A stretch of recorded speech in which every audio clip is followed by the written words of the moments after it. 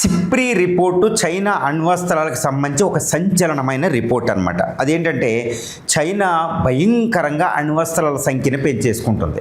ప్రస్తుతం దానికి సిప్రీ ఇది 2026 Stockholm international peace research institute SIPRI ప్రకారం 620 అణ్వస్త్రాలు ఉన్నాయి.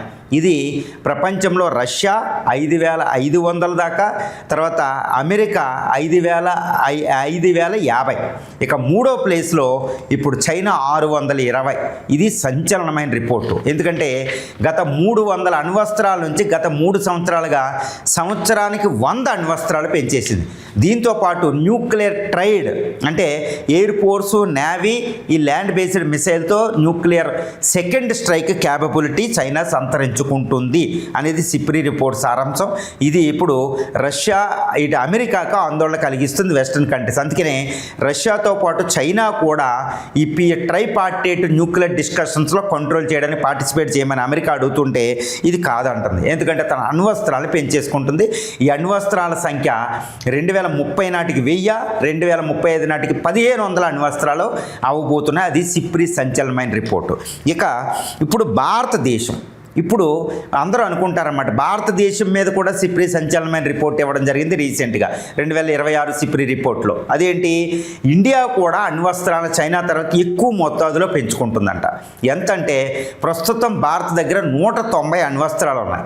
20 అణ్వస్త్రాలను మోహరించింది, ఆల్మోస్ట్ 12 నుంచి 20 సైలోస్లో మోహరించిందని సంచలనమైన రిపోర్ట్ ఇచ్చింది. అందరూ ఇక్కడ ఒకటే అనుకుంటారు, ఏంటి పాకిస్తాన్ టార్గెట్కి ఇండియా వెళ్తుంది, ఆ రోజులు పోనీయండి, నేరోగా పాకిస్తాన్తో కంపారిజన్ కాదు, we're comparing with China. India అనేది చైనాతో పోల్చుకుంటుంది. మరి చైనా 2030 నాటికి 1500 అణ్వస్త్రాలు 2035 నాటికి అయితే మరి భారతదేశం 190 తోటి ఉంటే ఎక్కడ పోటీ పడతామండి? ఎందుకంటే అణ్వస్త్రాల సెకండ్ స్ట్రైక్ అంటే ఎక్కువ అణ్వస్త్రాల సమఉజ్జీవిగా ఉండాలి. పైగా చైనా అనేది అతిపెద్ద శత్రు, పాకిస్తాన్ కంటే డేంజరస్ ఎనిమి. కాబట్టి చైనా అన్ని అణ్వస్త్రాలు పోగు చేస్తుంటే ఇండియా కూడా అణ్వస్త్ర పోటీలో దిగింది. ఇది కూడా 2035 నాటికి 1000 అణ్వస్త్రాలు ఉండబోతున్నాయి. అంటే సంవత్సరానికి ఆల్మోస్ట్ మనం ఎంత పెంచుకుంటున్నామంటే మనం కూడా 70-80 అణ్వస్త్రాలు పెంచుకుంటూ వెళ్ళిపోతాం క్రమంగా అనమాట. ఈ విధంగా ఇండియా కూడా ఆల్రెడీ న్యూక్లియర్ ట్రైడ్ డెవలప్ చేస్తాం చైనా లాగా. మనకి అగ్ని 5, అక్కడ చైనాకి డాంగ్ ఫెంగ్ ఉంటే మనకి ఇక్కడ డాంగ్ ఫెంగ్ సిరీస్ ఉంటే ఇక్కడ మనకి అగ్ని సిరీస్ ఉన్నాయి. ఈ 5th 6th అనేది చైనాని అటాక్ చేసేస్తాయి. కాబట్టి మనకి మిలుగు టెక్నాలజీ ఉంది. కాబట్టి చైనా టార్గెట్గా ఇండియా అణ్వస్త్రాలు పోగేసుకుంటుంది, ఆయుధాలు పోగేసుకుంటుందండి. ఇక అణు పోటీలో భారత్ చైనా ఏ విధంగా ఉన్నాయనేది ఒకటి చూడాలి. అణు పోటీ అంటేనే అణ్వస్త్రాల సంఖ్య ఒక్కటే కాదండి. ఈ అణ్వస్త్రాల్లో టాక్టికల్ వెపన్స్ అని ఉంటాయి, చాలా చిన్న అణ్వస్త్రాలు ఉంటాయి. వాటితో పాటు ఒక మెగా బాంబ్స్ ఉంటాయి అన్నమాట, చాలా ఎక్కువ ఉంటాయి అన్నమాట. ఆల్మోస్ట్ హిరోషిమా మీద వేసిన దానికంటే కొన్ని 100,000 రెట్లు ఉంటాయి. అలాంటి మెగా బాంబులు, తర్వాత మిరుగు టెక్నాలజీ, తర్వాత అణుపోటీ అంటే న్యూక్లియర్ ట్రైడ్ అంటే ల్యాండ్ బేస్డ్ మిసైల్స్ అగ్ని 5 మనకి, అలాగే డాంగ్ ఫెంగ్, తర్వాత మనకి న్యూక్లియర్ సబ్మెరైన్ అరిహంత్, అరిదమ్మన్, అరిగాట్లు ఉంటాయి. వాళ్ళకు కూడా భయంకరమైన న్యూక్లియర్ సబ్మెరైన్స్ ఉన్నాయి వాళ్ళకు కూడా. తర్వాత మనకు కూడా ఎయిర్ ఫోర్స్ ఉంటాయి, రఫేలు, మిగ్గు, సుఖై 30 MK, ఇవి అణ్వస్త్రాలను ప్రయోగిస్తాయి. అదేవిధంగా చైనాకి J-35, J-20 లాంటి ఫైటర్స్ ఉన్నాయి, అది కూడా రెడీగానే ఉంది. ఈ విధంగా వాటికి ఎన్ని న్యూక్లియర్ ట్రైడ్ సంఖ్య ఏ పరంగా ఇండియా కూడా పోటీ పడుతుంది. ఇది ఇండియా చైనాల యొక్క కొత్త ఆయుధ పోటీ. అదే కానీ భారత్ పాకిస్తాన్ మాత్రం కాదు, ఇది ఫ్యూచర్ వార్ఫేర్ని నిర్ణయించబోతున్న ఈ రెండే ఫ్యూచర్ సూపర్ పవర్స్ కూడా. తర్వాత చైనా టార్గెట్గా భారత ఆయుధాలు ఏంటి అనేది ఒకటి వస్తుంది.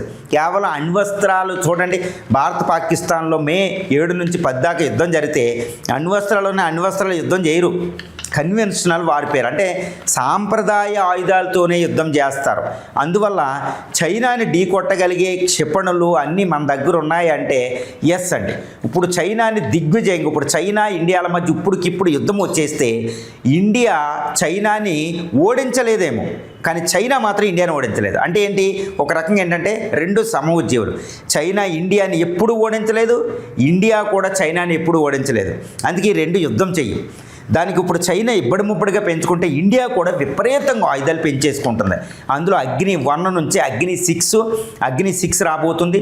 తర్వాత సూర్య ఖండాంతర క్షిపణి ICBM రాబోతుంది. మిర్వు, అసాట్, అరిహంత్, అరిదమన్ న్యూక్లియర్ సబ్మెరైన్స్, కొన్ని వందలాది షిప్పులు, సంవత్సరానికి ఆల్మోస్ట్ 40 షిప్పులు మనం ఇప్పుడు సముద్రంలోకి వదలబోతున్నాం.